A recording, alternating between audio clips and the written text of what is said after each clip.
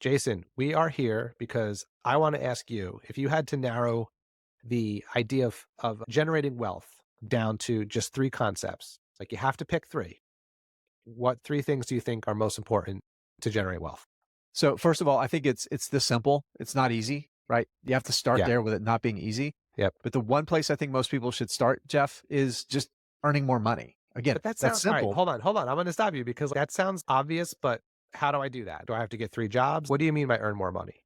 Yeah. So I think one of the things a lot of people do when they're trying to create wealth, they're looking to invest. We do a podcast called Investing Unscripted. We talk a lot about this. Is they go out there and they just try to buy a bunch of stocks, or they try to a lot of times trying to get rich quick. They're investing time, right? They're putting that time in already. I think more people would honestly start a side hustle. Maybe you have certain skills professionally. You could do some consulting work. Now, Jeff, that's one of the things you've talked about being able to do with your professional skills is generate income through a little bit of consulting. So there's lots of ways, even just for a few hours a week, that you can generate a little bit of money. Here's why I think it's important. Like and this is like step two, putting that money to work. Chances are you're probably not going to be a great investor when you just start. So you can't like control the level of returns you get. You don't know what the market's going to do, but you can control to some extent how much you invest. Yeah. So I'm just going to throw a couple numbers out there. Before we did the video, I did a little bit of prep. So these are actual numbers and they're correct.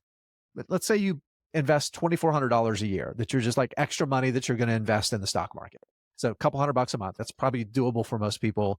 Over 30 years, that's going to compound at the market's average, which is about 10% a year. That's going to turn into about 400 grand, a little bit less than 400 grand. If you get that market average, if you double that, you get 800 grand. And I think for most people, it's probably going to be easier to figure out a way to invest more money than it is just to pick better stocks. Yeah, because it's really hard to pick better stocks. Yeah. I want to add on to that because one of the things I didn't know when I was, right out of college with my first job and starting to invest money in my retirement accounts, I didn't know I could do it based on percentage of my income. So I think Yeah. you're using the $200 thing as like an example, and I think that's fine. But I wish the thing I had done when I was 22 is just pick a percentage of my income. Maybe Yeah. it's the equivalent of $200, right? Maybe it's Right. a couple percent, and just do that forever. And it becomes a habit and you don't really miss that money. And as your salary goes up over time, hopefully so does the investment. That's another way to kind of approach it, I think.